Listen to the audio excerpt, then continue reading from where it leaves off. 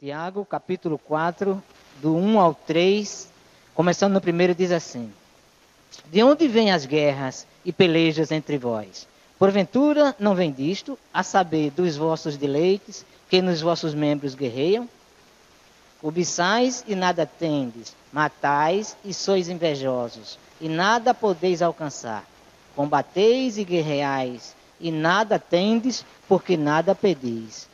Pedis e não recebeis, porque pedis mal, para o gastardes em vossos deleites. E vamos orar. Senhor nosso Deus e grandioso Pai, Deus santo e bondoso, nós somos gratos ao Senhor pela palavra do Senhor que temos em nossas mãos, a Bíblia Sagrada. Ela que é viva e eficaz, a palavra do Senhor que edifica-nos espiritualmente, e ela que refrigera a nossa alma. Pedimos que o Senhor abençoe o pastor Roberto na pregação, para que ele nos traga mais uma vez de forma clara e sucinta, e que todos possamos estar a ouvir com fé, para que possamos sair daqui nessa noite edificados espiritualmente. Fazendo esse pedido ao Senhor e te agradecemos em nome de Jesus. Amém. Quero hoje falar sobre um tema e eu espero que cada um de nós possamos tomar essa mensagem para nós mesmos. Muitas vezes a gente ouve uma mensagem e nós podemos estar imaginando: essa mensagem seria muito bom para fulano, essa mensagem seria bom para cicrano. Mas hoje eu quero que cada um de nós ouçamos essa mensagem da palavra de Deus como aplicando para nós mesmos, cada um de nós. O tema dessa noite que eu quero falar é: de onde vêm as guerras? De onde vêm as guerras? No versículo 1 nós lemos: de onde vêm as guerras e pelejas entre vós? Aqui, o que Tiago está dizendo não está referindo necessariamente a guerras entre nações. Não está falando sobre guerras civis dentro de nações também, mas aqui está falando sobre guerras de um modo geral, e de onde toda guerra começa: no coração, dentro de nós. É interessante que ele fala: de onde vêm as guerras e pelejas entre vós. Essa palavra entre é uma palavra, essa preposição entre, ela significa dentro. A guerra que está acontecendo dentro de vós. As pelejas e as confusões que ocorrem dentro de uma família, dentro de uma nação, entre nações, todas elas têm o início no coração do homem. Elas não aparecem do nada, elas não caem do céu, não brotam na terra. Toda guerra, toda peleja, toda disparidade, tudo começa no coração do homem, todo conflito. A palavra deleites que nós lemos no versículo 1, porventura não vem disto, a saber, dos vossos deleites. Essa palavra deleites é traduzido da palavra grega hedonis. A palavra hedonis é onde nós temos no português a palavra hedonismo. Você pergunta: pastor, o que quer dizer hedonismo? Hedonismo é uma filosofia onde você coloca o alcançar da sua vontade, do seu prazer, da sua satisfação como o alvo supremo, a prioridade suprema da sua vida, da sua existência, é satisfazer a sua vontade, aquilo que lhe agrada, aquilo que lhe dá prazer, o que você quer fazer.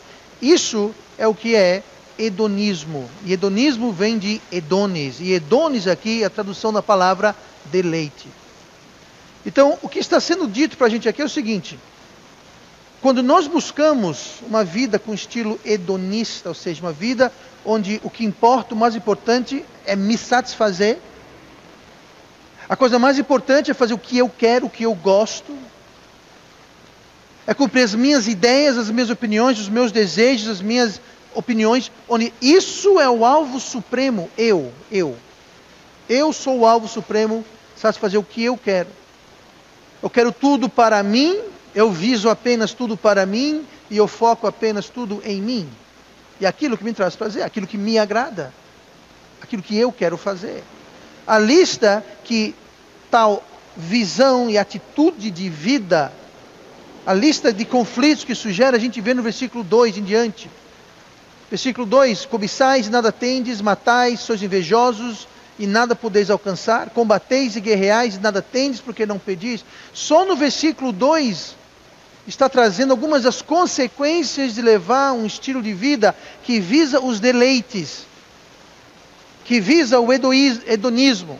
Só no versículo 2 nós temos cobiça, nós temos morte, nós temos inveja, nós temos uma falta de resultado. Aqui fala, em nada podeis alcançar. Vocês querem, mas não conseguem. Ou seja, é uma sede que não é saciada. Porque quanto mais você quer, quanto mais você tem, mais você vai querer. Por quê? Porque aquilo não satisfaz. É como você tem uma coceira que você não consegue coçar. Você tem uma sede que não consegue saciar. É isso que está falando aqui, ó. E nada podeis. Vocês cobiçam e nada tens, matais, são invejosos e nada conseguem alcançar. Aqui fala que gera combate e guerra. Combateis e guerreais e nada tendes. Ainda termina o versículo 2 dizendo, nada tendes porque não pedis. Outro resultado de uma vida hedonista é que sua vida de oração despenca. A gente para de orar. Quando nós buscamos os nossos deleites, nós não vamos a Deus. Porque nós sabemos que quem vai satisfazer o meu deleite melhor do que eu? Ninguém. Eu vou satisfazer o meu deleite. Do meu jeito, da minha forma, no meu tempo. Então para que eu vou orar para Deus? Então fala, nada tendes porque não pedis. O versículo 3 continua dizendo, você tem sua oração que não é respondida. Versículo 3 falou o quê? Pedis e não recebeis. Ou você não ora, e quando você ora, você não recebe. Por quê? Porque pedis mal. Versículo 3, pedis e não recebeis, porque pedis mal. O que é pedir mal? Para gastardes em vossos deleites. Então é o seguinte, a gente não ora, mas quando ora, nós oramos para satisfazer os nossos deleites. E Deus fala, quando é sem oração, eu não a respondo. Deus não é um grande gênio no céu, Papai Noel, que você vai lá e fala, Deus, é o seguinte, eu estou com raiva do fulano, faça cair um trem na cabeça dele. Deus, eu vou jogar na loto amanhã, me dê os números certos para jogar na loto e ficar rico. Deus não vai responder isso. Deus não vai responder oração que não é feita se não for de acordo com a vontade dele. A Bíblia fala, deleita-te também no Senhor. É interessante que aqui fala, vossos deleites. Se ao invés de ter os nossos deleites e buscar os nossos deleites, se nós nos deleitarmos no Senhor, a Bíblia fala que Ele vai conceder o desejo do nosso coração. Isso não quer dizer que Ele vai fazer o que o meu coração quer, porque o nosso coração, Jeremias diz que ele é o quê? Ele é mau, perverso e enganoso. Vá por mim, você e eu, nós não queremos o que o nosso coração deseja. Nosso coração é perverso, nosso coração é mau, é enganoso, a Bíblia fala. Mas se nós nos deleitarmos no Senhor, Ele vai nos dar os desejos corretos, nós vamos ter as vontades corretas. Nós vamos deleitar nas coisas que Deus deleita. E quando nós oramos pedindo estas coisas, Deus vai te responder. Então aqui temos a lista das coisas que são resultados de uma vida hedonista, uma vida que busca apenas os nossos deleites, como lemos aqui no versículo 1 em diante. A raiz de tudo isso são os vossos deleites. Se nós somos prisioneiros dos vossos deleites, então nós teremos guerra e nós teremos conflito dentro de nós. Dentro de nós. Se nós somos prisioneiros dos nossos deleites, então haverá guerra. Aonde haverá essa guerra? Versículo 1 fala o quê? Que nos vossos membros guerreiam. Que nos vossos membros, dentro da gente, haverá uma guerra dentro da gente. Haverão estas coisas dentro da gente. Haverá cobiça dentro da gente. Haverá morte dentro da gente. Inveja dentro da gente. Conflito dentro da gente. E esse conflito, ele vai extrapolar e transbordar e vazar e vai encher a nossa vida e as pessoas ao redor de nós.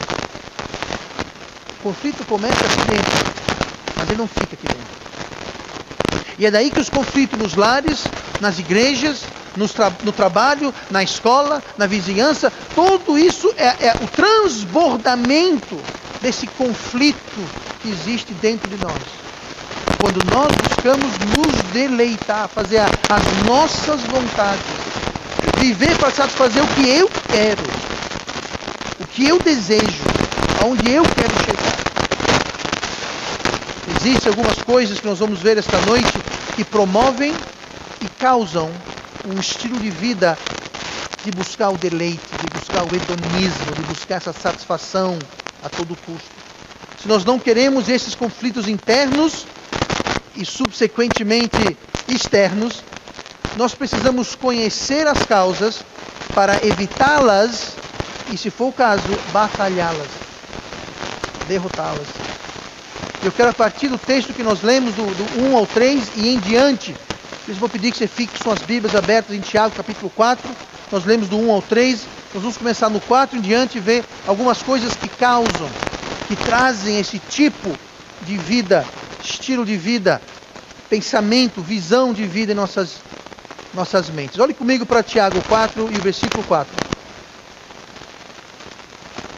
Que diz assim: Adúlteros e adúlteras, não sabeis vós que a amizade do mundo é inimizade contra Deus? Portanto, qualquer que quiser ser amigo do mundo, constitui-se inimigo de Deus. A primeira causa que nos leva a uma vida hedonista, uma vida que busca satisfazer a nossa vontade, é ter amizade com o mundo. Amizade com o mundo, marque bem. O caminho mais rápido para o crente ter conflitos é o crente cultivar e preservar amizades com o mundo. Agora veja bem, isso não quer dizer que você tem que sair por aí dando chute na canela de todo mundo. Isso não quer dizer que você não possa ter um amigo, um colega, familiar talvez, que seja do mundo, digamos assim. Mas nós não devemos ter amizades íntimas e estreitas com o mundo ou as pessoas do mundo. Aqui Deus deixa bem claro. Amizade com o mundo, Deus chama isso de adultério. Deus aqui não está medindo as palavras.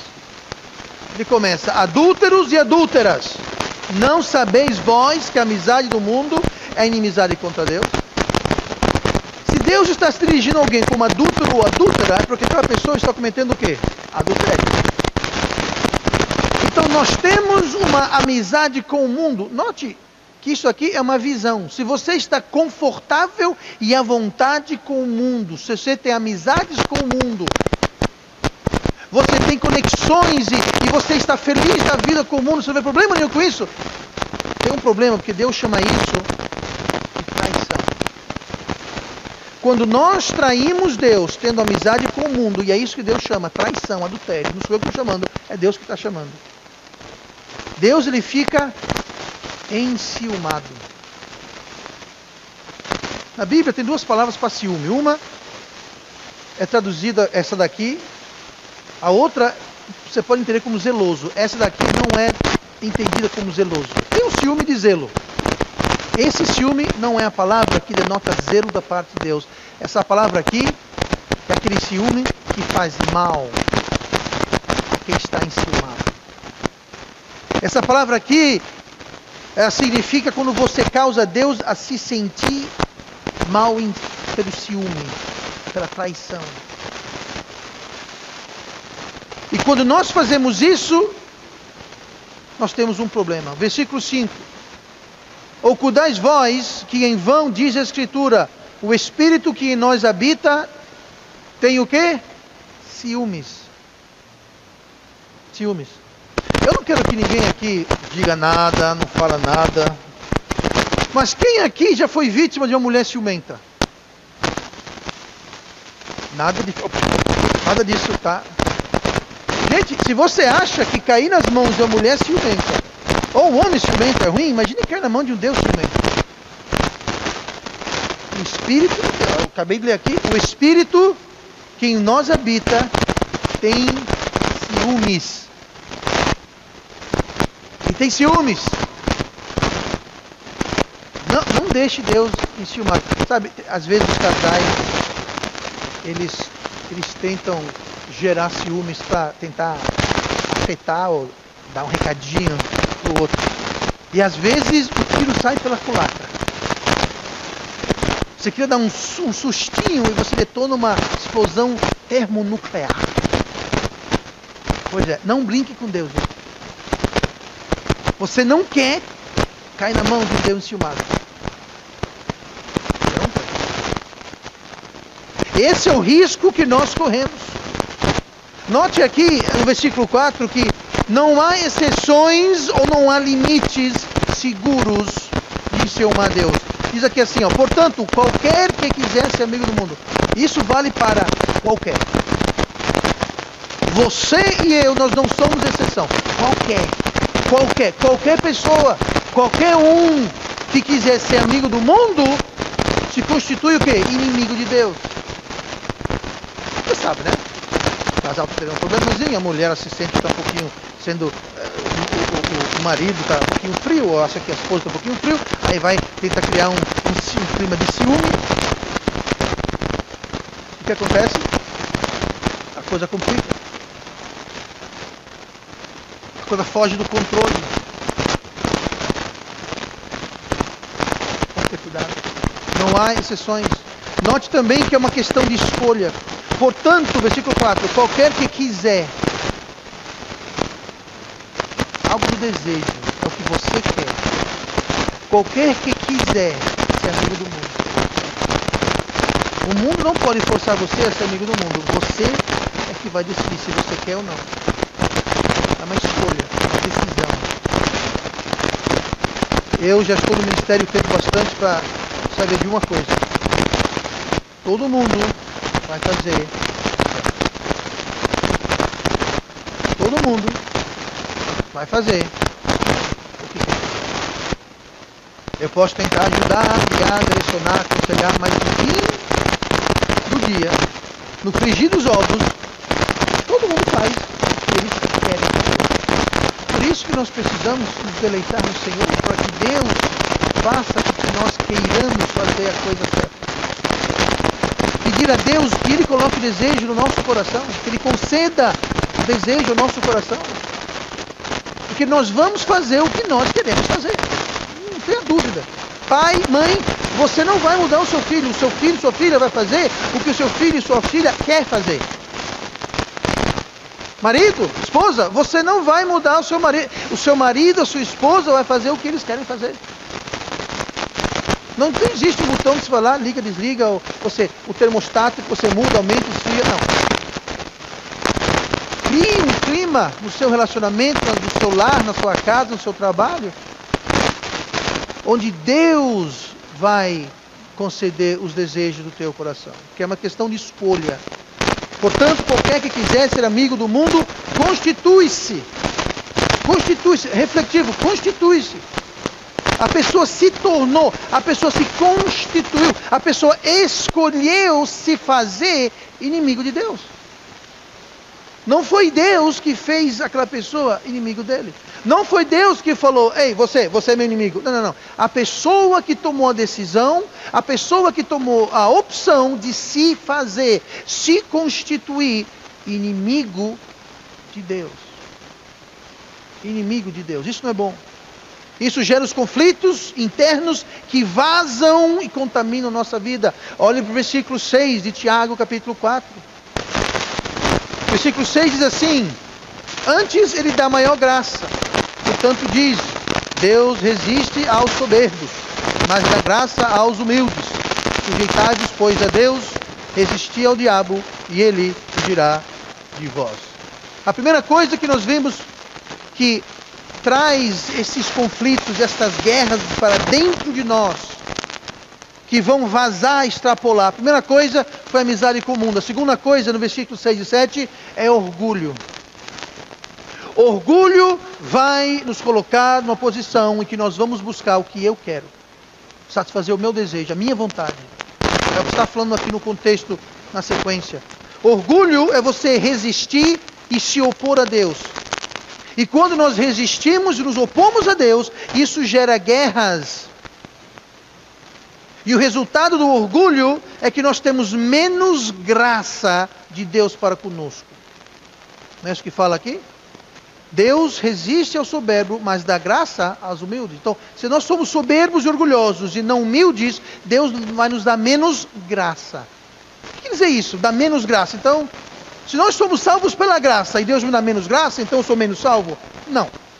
Você que está vindo às quartas-feiras, estamos estudando sobre tribulações e provações da vida, estamos vendo sobre amargura. E nós vimos sobre graça, que existe dois tipos de graça na Bíblia. Existe aquela graça que salva e existe aquela graça para a vida diária. Aquela graça onde Deus, Ele nos dá aquilo que nós não merecemos no nosso cotidiano. Graça não é apenas para a salvação, para a gente não ir para o inferno, para a gente ir para o céu. Isso é graça. Sois salvos pela graça por meio da fé. Isso não vem de vós, é dom de Deus, a graça que salva. Mas essa graça aqui é a graça para a vida. É aquela graça que Deus nos concede coisas, Deus nos possibilita coisas, Deus nos dá coisas que nós não merecemos. Nós não merecemos aquelas coisas, mas Deus nos concede. Por quê? Por sua graça. E quando nós somos orgulhosos, Deus nos resiste, Deus nos opõe. Se a gente se opõe a Ele, Ele se opõe a nós. E o resultado é que nós temos menos graça. Deus dá graça para os humildes.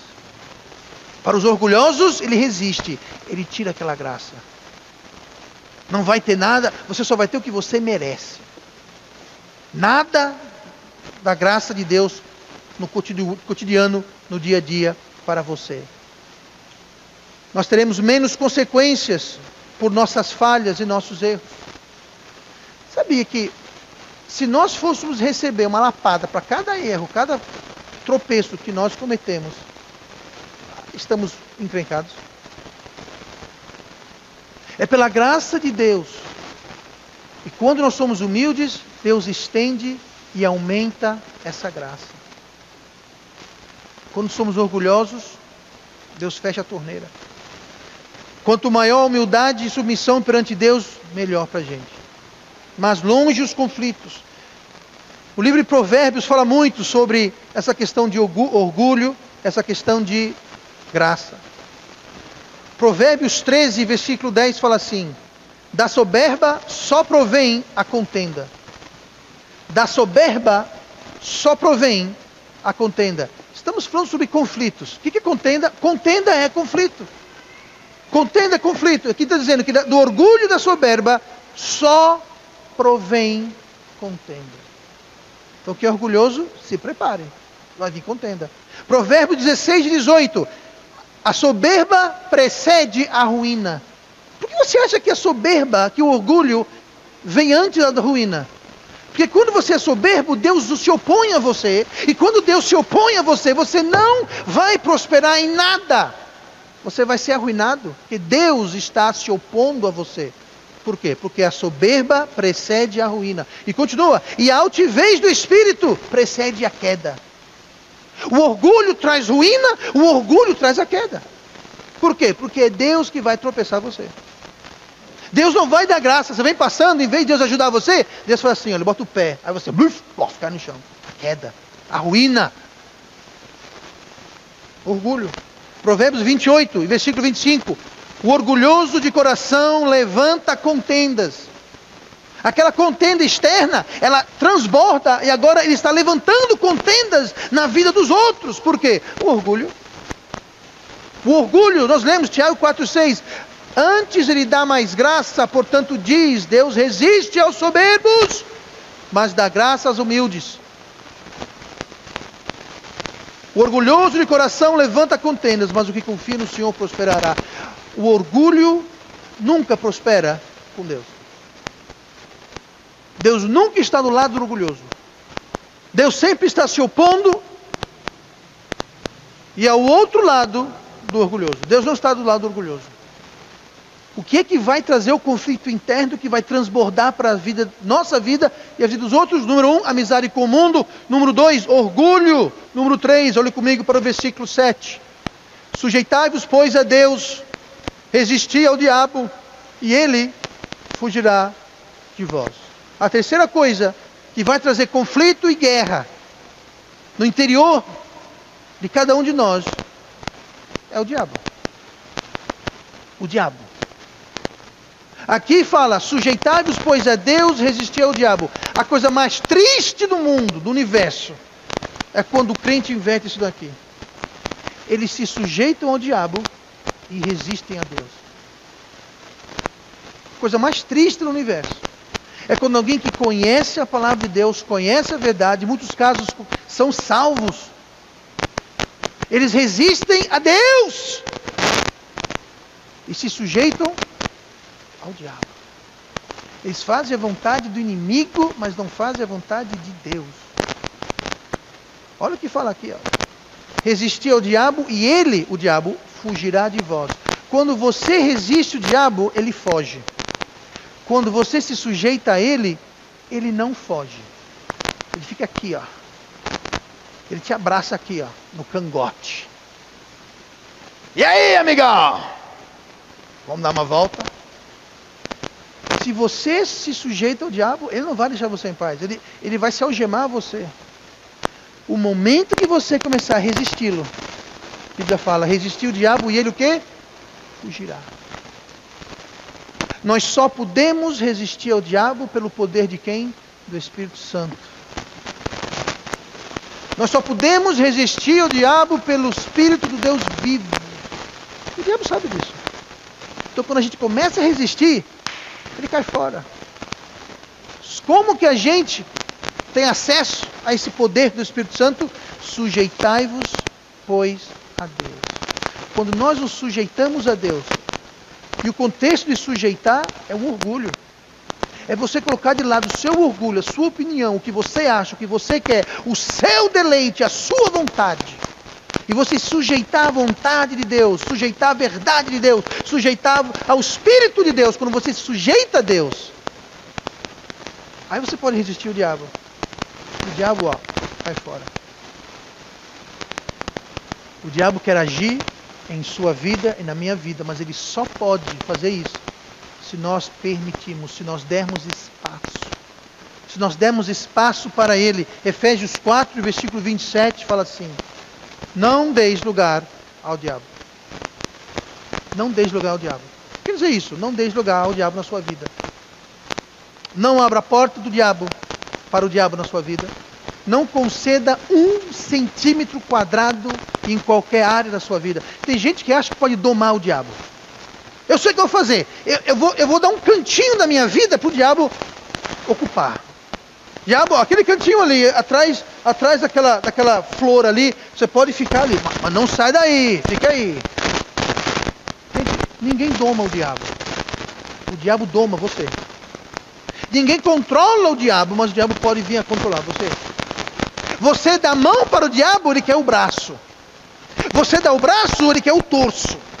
Você dá o torso, ele quer a perna, a cabeça, ele quer tudo. Ele não vai se aquietar até ele tomar poderio de tudo. Resista a ele. Não dê lugar ao diabo. Não ceda, não conceda 1 centímetro sequer de espaço para o diabo em sua vida. O diabo tem uma agenda para a sua vida, sabia? O diabo tem uma agenda, tem um plano para a sua vida. E não é coisa boa. Jesus falou em João 10:10 o seguinte: o ladrão não veio senão para roubar e a matar e a destruir. Jesus falando, eu vim para que tenham vida e a tenham com abundância. O diabo quer que você tenha morte, destruição e abundância. O plano que o diabo tem para a sua vida é destruição total.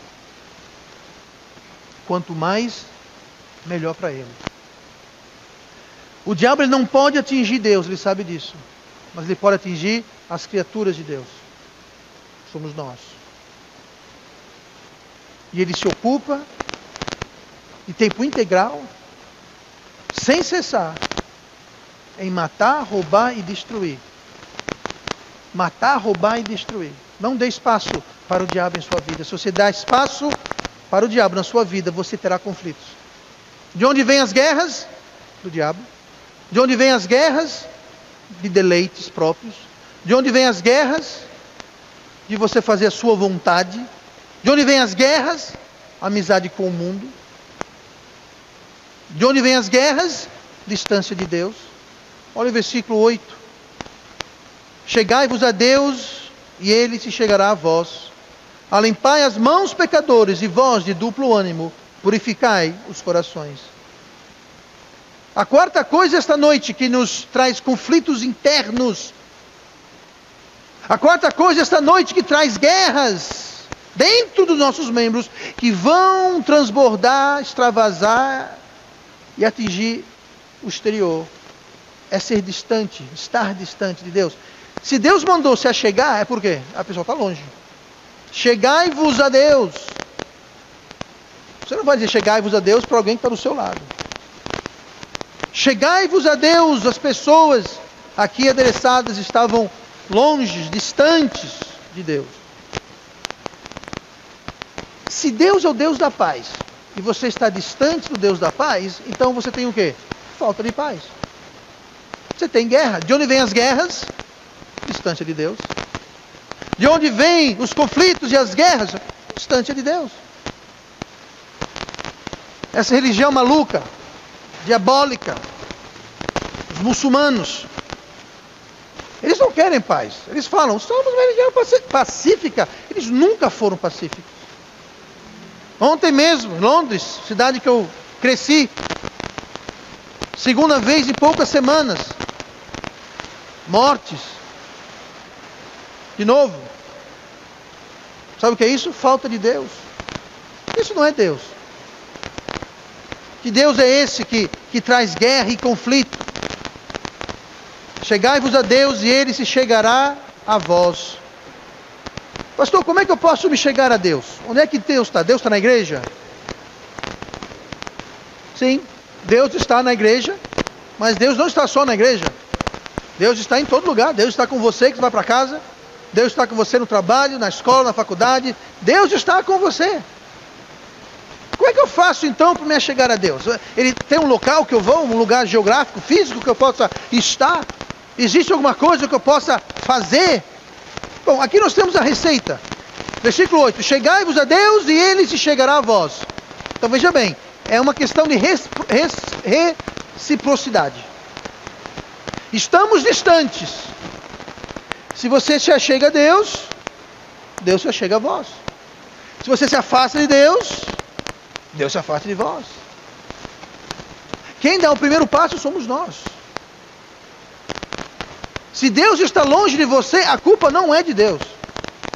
A culpa é nossa.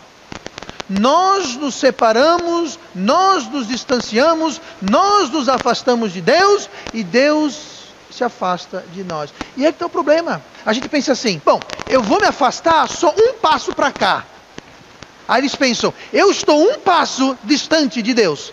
Erro. Você está a 2 passos distantes de Deus. Porque quando você deu um passo para cá, Deus deu outro passo para lá. Então agora a distância é um passo para lá, um passo para cá. Você está mais distante de Deus do que você pensava. Você foi mais longe do que você queria. Você se afastou mais do que você pensava que ia se afastar. É só um passo. Eu vou dar mais um, são só 2. Não, agora é 4. Eu vou dar mais um, agora são 6. Não, 3 não. É 3 de cá e 3 de lá. São 6 passos. E você se afasta muito mais rápido de Deus do que você imagina. E chega um belo dia que você fala, cadê Deus? Aí vem o inevitável. Deus, você me abandonou. E Deus fala, eu? Eu? Não. Achegai-vos a mim. Fala aqui. Chegai-vos a Deus e Ele se chegará a vós. Como é que eu faço isso, pastor? Como é que eu me chego a Deus? Na sequência do versículo 8. Alimpai as mãos, pecadores. Por que será que mandou limpar a mão? Porque a mão deve estar o quê? Suja. Ninguém manda alguém limpar a mão se a mão está limpa. E continua aqui. E vós de duplo ânimo, purificai os corações. Como podemos se aproximar de Deus? limpando as mãos e purificando o coração. Está falando aqui sobre as nossas ações e sobre os nossos pensamentos. Sabe onde toda iniquidade começa? Começa aqui, ó. Aonde começa a fé? A fé em 3 partes. Você tem que saber, acreditar e fazer. Por isso que em Tiago, um pouquinho, aqui estamos lendo do livro de Tiago, Tiago falou o quê? Que a fé sem obras é o quê? Morta. Ou seja, você fala que você sabe, você crê, mas você não faz nada, essa fé não é fé, é morta.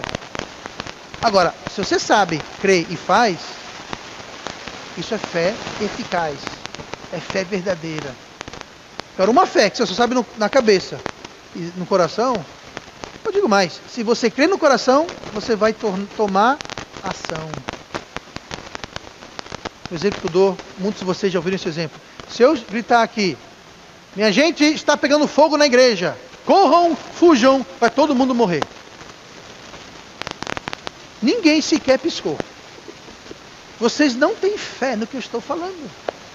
Porque se vocês acreditassem realmente que a igreja está pegando fogo e havia perigo de risco de vida, não tinha ninguém sentado aí olhando para mim. Um cara de descaso. Está todo mundo brigando para passar pelaquela porta ali. É ou não é? Ou seja, registrou aqui? Registrou, vocês me ouviram. Mas não registrou aqui. Vocês ouviram e entenderam o que eu falei. O pastor está falando que está pegando fogo. Registrou aqui. Mas vocês não acreditaram. E como consequência disso, sentado está todo mundo. Essa fé é uma fé morta. Sem efeito. Porque não teve consequência. Distância de Deus é a gente purificar os corações, a limpar nossas mãos, é a gente deixar de fazer as coisas erradas, mas mais do que isso, é parar até de conceber e pensar. Como assim, pastor? Por exemplo, se você hoje, para vir para a igreja, você precisou parar para pensar, vou para a igreja ou não? Pare com isso. Purifique os seus corações. Se você precisa pensar, rapaz, eu vou falar a verdade ou não? Purifique os seus corações. Se você precisa pensar se vai fazer certo ou errado, seu coração está podre. Está precisando dar uma limpada, uma purificada.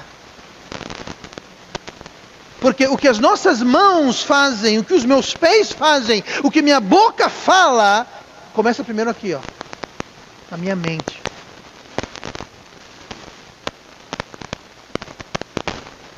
Ações e pensamentos. Há uma ligação direta entre ação e pensamento. Dos dois jeitos. O que você pensa vai afetar o que você faz. E o que você faz vai afetar o que você pensa. Vou dar uma ideia. Se você é ligado em futebol. Você joga futebol, você compra a tabela de futebol. Tá? Se você faz muita coisa, sua mente vai ficar cheia de quê? Futebol. Por quê? Porque só faz aquilo. Nada contra futebol. Se não for ter conflito com as coisas de Deus, nada errado com futebol. Eu sei, o juiz é Nico, a rede tem que jogar no mar e tem que parar a bola. Uma piadinha, vocês vão entender mais tarde. Vocês vão morrer de rir depois, mas agora não. Eu repito mais tarde, quem não entendeu a piada, eu repito mais tarde. Eu lembro quando... Muitos anos atrás, quando eu comecei a trabalhar numa certa área, não me interessa agora, mas havia uma série de códigos que eu precisava aprender para poder executar o trabalho correto. Códigos e comandos e tal e coisa. E eu ficava tão imergido naquilo que eu lembro que eu ia dormir, eu praticamente sonhava com códigos. Eu acordava com os códigos da minha mente, ficando louco, ocupando minha mente. Pois é, o que você faz vai afetar o que você pensa, e o que você pensa vai afetar o que você faz. Por isso que aqui a Bíblia fala, limpai vossas mãos e purificai os vossos corações. Limpe, purifique o que você faz e o que você pensa. Porque uma coisa vai afetar a outra. De onde vêm as guerras? Se distanciar de Deus. Última coisa esta noite. De onde vêm as guerras e conflitos dentro de vós? Versículo 9. Senti as vossas misérias, lamentai e chorai. Converta-se o vosso riso em pranto e o vosso gozo em tristeza. A quinta coisa, de onde vêm as guerras? Uma percepção errada. Percepção errada. Está vendo aqui como o Tiago está escrevendo para alguém? Essa pessoa parece que está rindo. Está rindo, está feliz da vida. Ele fala, senti as vossas misérias. É para você estar triste, sinta a sua tristeza. Lamente-se, chore. Converta-se o vosso riso. Eles estavam rindo. Ele fala, troque esse riso por pranto. E o vosso gozo em tristeza. Vocês estão rindo? Vocês estão alegres? E a segunda coisa mais triste do universo é ver um crente caminhando para um abismo, rindo.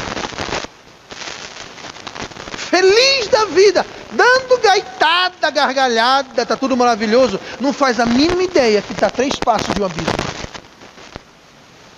Triste. É isso, exatamente isso que está falando Tiago 4:9. Senti as vossas misérias. Vocês não estão percebendo.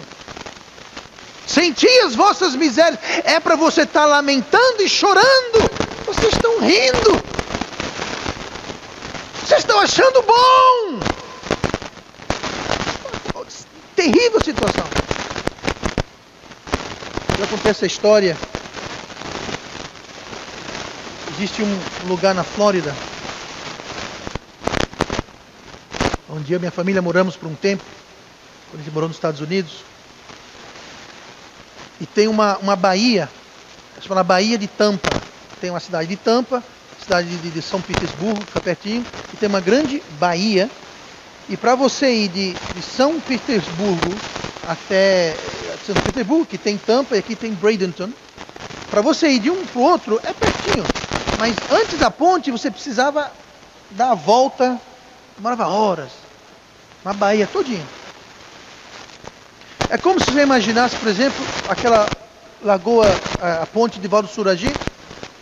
Você quer ir do Pontal até Marechal, até o outro lado ali, a prainha. Em vez de atravessar aquele trajetozinho, você tem que dar a volta lá para o Coqueiro Seco, Satuba, São Luís do Norte e descer lá do outro lado. Pois era mais ou menos isso. Aí fizeram uma ponte. A ponte que existe lá hoje não é a ponte original. A ponte original, ela caiu. Muitos anos atrás, houve um grande nevoeiro naquela área. E um navio, se não me engano, foi um navio, passou e bateu na ponte e derrubou parte da ponte. Tinha uma parte mais alta, parte mais baixa, os navios para passar na parte mais baixa. Houve um problema no nevoeiro, eu não lembro direito qual foi o problema. Isso aqui, um navio passou no lugar errado, bateu na ponte e um segmento central da ponte caiu, desabou na água. E o nevoeiro forte. E os carros atravessando a ponte no nevoeiro não viam que a ponte havia caído. E os carros iam, caíam. Ônibus iam, caíam. Caminhões iam, caíam. Ponte alta, gente, grande, cai, morreu, quando caía, morria. Ou pelo impacto, ou porque afogava. Era fundo, era alta a ponte.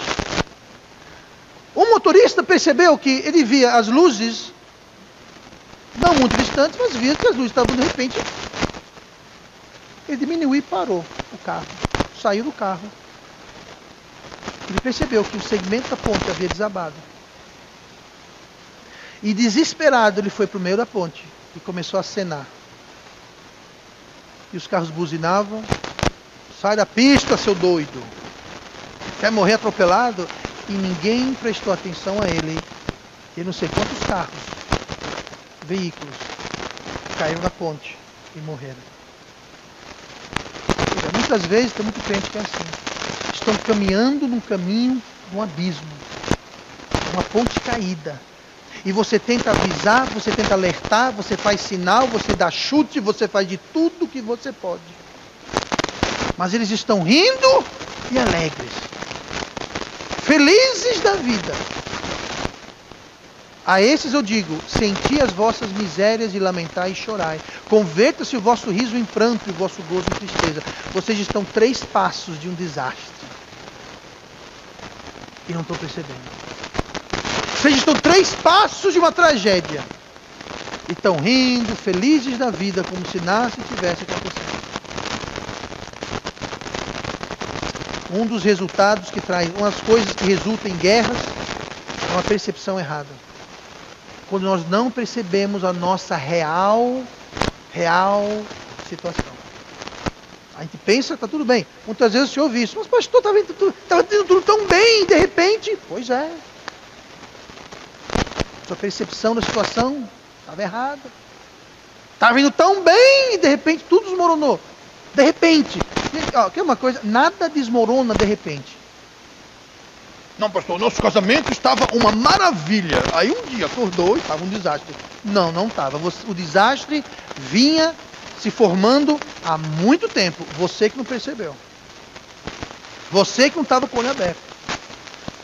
Ai, meu filho sempre foi um santo. E agora, pastor, ele está preso. Eu te garanto que ele não começou a sua vida do crime do dia para a noite. Já vem, ó. Mas você estava desligado. Você não estava ligado. Você fez vista grossa. Nada acontece de um dia para o outro. E quando acontece, já vem acontecendo. Você só percebeu. Porque finalmente, aqueles 3 passos, você deu e pluf, no abismo você caiu. Totalmente evitável. Se fosse agir em tempo. Eu costumo dizer isso. Percepção é realidade.